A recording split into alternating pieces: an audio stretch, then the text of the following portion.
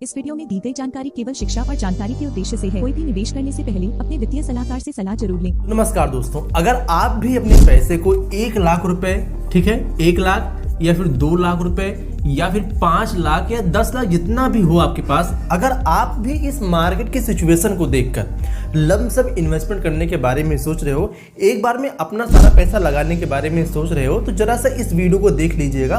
5 से 10 मिनट का ये वीडियो है, लेकिन आपको यहाँ पे समझ में आ जाएगा कि आपको अगर इस तरीके से आप लमसम इन्वेस्टमेंट करना चाहते हो, चाहे आपके पास जो बजट है आपका 10,000 रुपए ही क्यों ना हो, मतलब जितनी जिसकी कैपेसिटी है इन्वेस्टमेंट करने की, अगर अपनी पूरी कैपेसिटी के साथ अपना इन्वेस्टमेंट अगर आप करना चाहते हो, चाहे वो म्यूचुअल फंड हो इस समय या फिर स्टॉक्स हो, तो बहुत ही ध्यानपूर्वक इस वीडियो को देखिएगा, क्योंकि आप इस तरीके से जब इन्वेस्टमेंट अपना करोगे तो आगे चल के आपको कितना बड़ा खामियाजा भुगतना पड़ सकता है, आपको यहाँ पे जानने को मिलेगा। मतलब आप अपना बहुत ही बचा सकते हो अगर इस तरीके से अपना इन्वेस्टमेंट आप करते हो, जो कि ट्रेडिशनल है, जो लोग करते हैं, ठीक है। लेकिन अब यहाँ पे मैं आपको एक और तरीका बताऊंगा इसी वीडियो में कि आपको किस तरीके से इन्वेस्टमेंट करना चाहिए, जिसकी वजह से क्या है कि जो आप आने वाले होंगे ये आपको नुकसान नहीं मिलेगा, आपको फायदा में बदल सकता है। कैसे करना है चलिए मैं आपको बताता हूं। दोस्तों, आपको पता होगा आज से लगभग 5-6 महीने पहले या 7 महीने पहले कह सकते हो, सितंबर के महीने में, ठीक है, सितंबर के महीने में मार्केट का हाल क्या था। मार्केट लगभग 26,000 के आसपास थी, ठीक है, मार्केट 26,000 की, निफ्टी 26,000 के आसपास में था।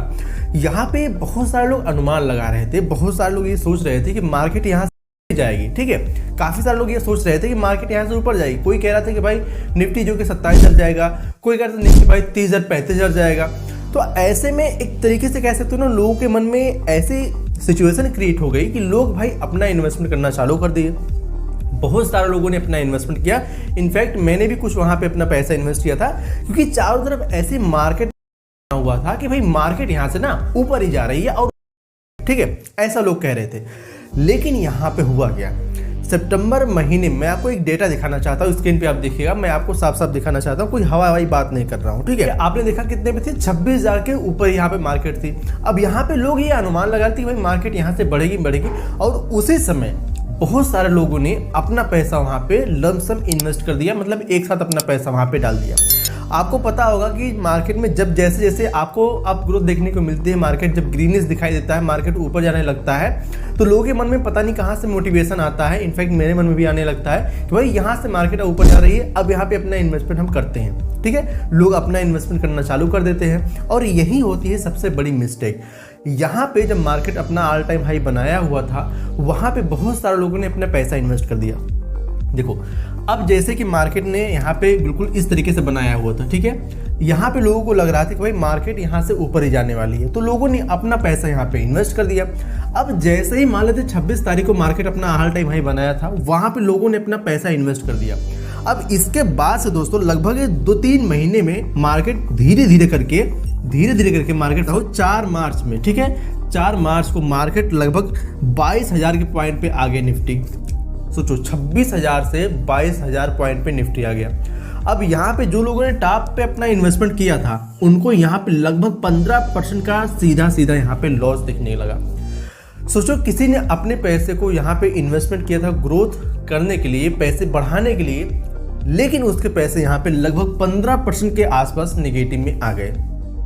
अब सोचो, यहाँ पे जो लोग नए इन्वेस्टर होंगे, जो लोगों को सुनकर आए होंगे कि भाई मार्केट यहाँ से लगातार ऊपर जा रहा है, हाई जा रहा है, तो पास्ट में अगर लोगों ने सुना, उसके बाद यहाँ पे लोग अपना पैसा इन्वेस्ट कर दिया, तो भाई उनको यहाँ पे हो गया लगभग 15% का नुकसान। और यही नुकसान हर कोई उठाता है जब मार्केट में नया आता है, छोटी छोटी गलती करके। मतलब कोई पैसा अपना अगर इन्वेस्ट किया तो उसको तुरंत यहाँ पे अगर 15% का नुकसान दिखने लग जाएगा, तो भाई सोचेगा यार, हमने सोचा था साल 1.5 साल 2 साल में हमें 15% का यहाँ पे CAGR देखने को मिलेगा, लेकिन यहाँ पे मेरा तुरंत ही 15% का उल्टा नुकसान दिखने लग गया। तो अक्सर लोग क्या करेंगे, मार्केट छोड़कर बाहर आ जाएंगे, या मार्केट वहां से अपना लॉस बुक करके बाहर निकल जाएंगे। भाई चलो, जो नुकसान हुआ, अब जो मेरे पास पैसा बचा है वो नुकसान में न जाए। वहीं पे दूसरे किस्म के इंसान होंगे, दूसरे तरीके के जो लोग होंगे, वो ये सोचेंगे कि यहाँ पे हमने इन्वेस्टमेंट किया है ना, तो मैं लॉन्ग टर्म सोच के अपना इन्वेस्टमेंट करता हूँ, मैं लंबे समय के लिए अपना इन्वेस्टमेंट करता हूँ, शॉर्ट टर्म में कोई फर्क हमें नहीं पड़ने वाला है। तो देखिए लॉन्ग टर्म में भी उनको यहाँ पे कुछ ना कुछ रिटर्न का फर्क पड़ेगा, जो कि अभी मैं आपको यहाँ पे वीडियो में समझाने वाला हूँ। लेकिन इस जो नुकसान होता है ना मार्केट में ऑल टाइम हाई पे इन्वेस्टमेंट करने पे,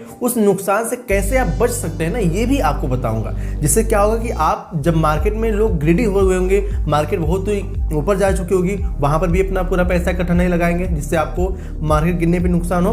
और आप ऐसा भी नहीं करेंगे कि भाई मार्केट एकदम गिरी हुई हो और वहां पे अपना सारा पैसा लगा दूं ताकि हमें आगे चल के प्रॉफिट हो, और हो सकता है मार्केट यहाँ से और ऊपर ही ना जाए और भी नीचे चला जाए तो भी आपको नुकसान हो जाएगा।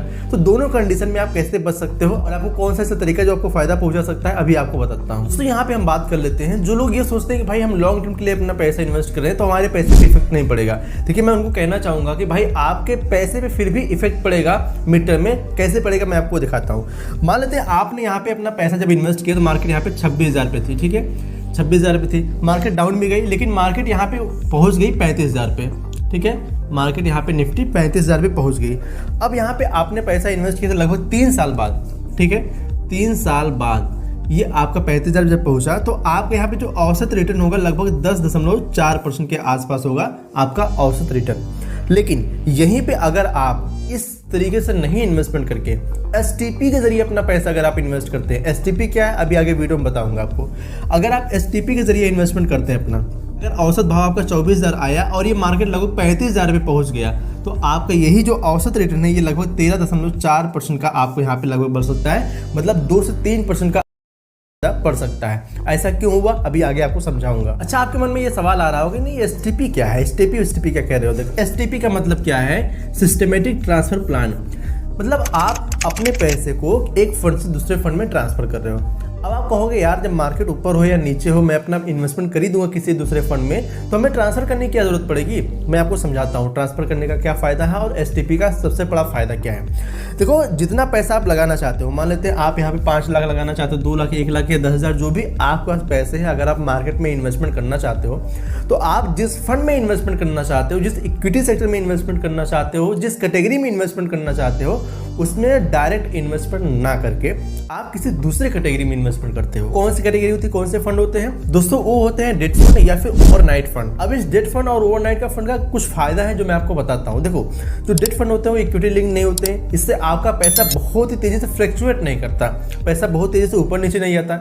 ओवरनाइट फंड है उसमें भी वही हाल है, पैसा आपका बहुत ही तेजी से ऊपर नीचे नहीं आता, बहुत हल्का फुल्का आपको यहाँ पे देखने को मिलता है। और फिर आप इसमें एक ऑटोमेशन ट्रांसफर सेट कर देते हो, मतलब कि आप एक फिक्स तारीख को आपने कुछ पैसा यहाँ पे ट्रांसफर होकर आपके जिस फंड में इन्वेस्टमेंट करना चाहते हो उस फंड में आप इन्वेस्ट कर देते हो। अब आप कहोगे भाई ये तो SIP वाला सिस्टम है, मतलब हमारे बैंक से पैसे कट के डायरेक्ट फंड में इन्वेस्ट हो जाते हैं, तो मैं SIP डायरेक्ट ना करूँ, क्यों इतना तामझाम पालूं। देखो इससे करने STP का ओवरनाइट और डेट फंड में मैं आपको फायदा बताता हूं। जो ओवरनाइट फंड होते हैं, जो डेट फंड होते हैं, वो बेहतरीन क्यों होते हैं। देखो अगर अपने पैसे को आप बैंक में रखते हो, सेविंग अकाउंट में रखते हो, तो आपको कितना ब्याज मिलता है, वहां पे 2% का ब्याज मिलता है, 3% का ब्याज मिलता है। अब उस ब्याज को आप कितना आपका ब्याज बढ़ जाएगा, कितना पैसा आपका बढ़ जाएगा, जो पैसा आप वहां पे इन्वेस्ट किया आपका पैसा नहीं कमा पा रहा है। लेकिन जो ओवरनाइट जो डेट फंड है, अगर पिछले पास्ट का हम डाटा देखते हैं पिछले 2-3 साल का, तो यहाँ पे लगभग 6 से 7% का हमें यहाँ पे CAGR बना के दिए हैं। ये पास्ट का परफॉर्मेंस है। जो पैसा हमारा सेविंग अकाउंट में 2% के हिसाब से बढ़ रहा था, वही पैसा हमारा ओवरनाइट फंड में या फिर डेट फंड में लगभग 6 से 7% के हिसाब से ग्रो हुआ। और दूसरा फायदा यहाँ पे दोस्तों क्या है, नो एग्जिट लोड। मतलब अगर हमें पैसे की अचानक जरूरत पड़ गई तो पैसे हम निकाल सकते हैं, हमें एग्जिट लोड नहीं देना है, 0 एग्जिट लोड के साथ ये फंड आता है। तीसरा फायदा इसका बहुत ही लोएस्ट एक्सपेंस रेशियो, मतलब इस फंड को मैनेज करने का जो खर्चा लगता है वो बिल्कुल कम लगता है, मतलब 0.006% या 0.007% इस तरीके से आपका यहाँ पे एक्सपेंस रेशियो लगता है। तो STP और SIP का यही फायदा है। SIP अगर आप करते हो तो आपका पैसा बैंक से होके म्यूचुअल फंड में इन्वेस्ट होता है, स्टॉक्स में इन्वेस्ट होता है। जो आपका पैसा बैंक में पड़ा है वो आपको बहुत ही ज्यादा रिटर्न कमा के नहीं देता, पैसे हमारे काम नहीं करते। लेकिन यही पैसा अगर ओवरनाइट या डेट फंड में इन्वेस्ट कर देते हैं, वहां से हम STP करते हैं, तो जिसके जरिए क्या हमारा पैसा काम करता रहता है, हमारा पैसा कुछ न कुछ रिटर्न कमा के हमें देता रहता है। आगे आपको बताऊंगा कि STP कैसे करते हैं, लेकिन उससे पहले मैं आपको एक और चीज बताना चाहता हूं। जैसे कि मार्केट लगभग मार्च में काफी नीचे गई, मार्केट डाउन चली गई थी 15% का, तो वहां पर भी बहुत सारे लोगों ने अपने पैसा इन्वेस्ट कर दिया, ठीक है, बहुत लमसम पैसा अपना इन्वेस्ट कर दिया। अब खासकर जो डीप में इन्वेस्टमेंट करते हैं, बिल्कुल एकदम डाउन में अपना सारा का सारा पैसा इन्वेस्ट कर देते हैं, उनको भी वहां पे बचना चाहिए। क्योंकि अगर आप सारा पैसा वहां पे इन्वेस्ट कर देते हो, सपोज दैट एग्जांपल मान लेते हैं यहाँ मार्केट डाउन हुआ, अगर यहाँ पे आप सारा पैसा इन्वेस्ट कर देते हो, ठीक है, यहाँ पे आपने इन्वेस्टमेंट कर दिया, यहाँ से मार्केट ऊपर गई तो आपको फायदा तो होगा, ठीक है, अच्छा फायदा होगा। लेकिन बाई चांस कोई यहाँ पे प्रिडिक्ट नहीं कर सकता कि मार्केट यहाँ पर ही थमेगी, हो सकता है मार्केट और भी नीचे चली जाए। और ऐसा हर किसी के मन में ये सवाल होता है, हर किसी के मन में ये डर होता है। अक्सर हम भी यही सोचते हैं जब भी अपना इन्वेस्टमेंट हमें करना होता है कि भाई यहाँ से मार्केट पता नहीं थमेगी नहीं थमेगी, हो सकता है और नीचे चली जाए। और इसे वेट करते करते पता लगे मार्केट यहाँ से ऊपर चली जाती है और अपना पैसा हम इन्वेस्टमेंट कर ही नहीं पाते, मतलब हम मिस कर देते अपनी अपॉर्चुनिटी। तो वहीं ये फायदा देता है एसटीपी। मान लेते हैं हमने अपना 5 लाख रुपए एसटीपी में किसी ओवरनाइट फंड में इन्वेस्ट कर दिया, वहां से हमने 1 लाख रुपए ट्रांसफर करने का अपना सिस्टम लगा दिया कि एक हफ्ते में हमारा 1 लाख रुपए ट्रांसफर होगा।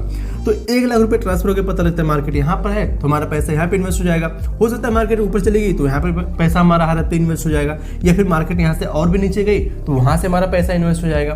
तो एसटीपी करने का फायदा यही है कि मार्केट में थोड़ा सा एवरेजिंग होकर हमारा पैसा इन्वेस्ट होता है। अगर मार्केट ज्यादा नीचे चलेगी, अगर मार्केट ज्यादा ऊपर चलेगी तो भी बहुत ज्यादा नुकसान नहीं है। तो इस हिसाब से हमें एसटीपी फायदा देता है। एसटीपी को बिल्कुल आप एसआईपी की तरह समझ सकते हो। एसआईपी में आप एक छोटा अमाउंट हर महीने कटवाते रहते हो, एसटीपी में आपने बड़ा पैसा आपके पास है, आपने वहां पे इन्वेस्ट कर दिया, वहां से बड़े पैसे को छोटे छोटे पार्ट में करके आप इन्वेस्ट कर देते हो म्यूचुअल फंड या स्टॉक मार्केट में। क्योंकि कोई नहीं जानता कि जो मार्केट गिरावट है यहाँ पे रुकेगी या फिर और बढ़ेगी और ज्यादा मार्केट गिरेगी, कोई यही नहीं जानता। आप भी कभी मार्केट को टाइम करने की कोशिश मत कीजिएगा। अगर आप सच में अपना सही तरीके से इन्वेस्टमेंट करना चाहते हैं तो आप सही तरीके से, सही सिचुएशन के हिसाब से अपना इन्वेस्टमेंट कीजिएगा। इसको करने के लिए आप एसटीपी कर सकते हैं। बहरहाल अगर आप एसटीपी के बारे में जानना चाहते हैं कि भाई एसटीपी हम कैसे करें, किस तरीके से करें, तो उसको कमेंट में बताइएगा, आपको हम उस पर वीडियो बना के दे देंगे जिससे आप एसटीपी और भी आसान तरीके से कर पाओ। और जाते जाते मैं आपको एक डिस्क्लेमर देना चाहूंगा, ये वीडियो जस्ट एजुकेशनल पर्पस के लिए, कोई इन्वेस्टमेंट की एडवाइस नहीं है। इन्वेस्टमेंट करने से पहले आप सेबी रजिस्टर्ड सलाह जरूर ले लें, क्योंकि मैं सेबी रजिस्टर्ड नहीं हूं और आप सभी को पता है कि mutual fund subject to market risk है। तो मार्केट के रिस्क को समझकर ही अपना इन्वेस्टमेंट करें। आई होप आपको ये वीडियो पसंद आएगी। अगर ये वीडियो पसंद आई है तो वीडियो को लाइक कीजिएगा। अगर आप चैनल पर ले चैनल को सब्सक्राइब नहीं किए, चैनल को सब्सक्राइब करना बिल्कुल भी मत भूलेगा। चलिए मिलते हैं नेक्स्ट वीडियो, तब तक के लिए जय हिंद, जय भारत।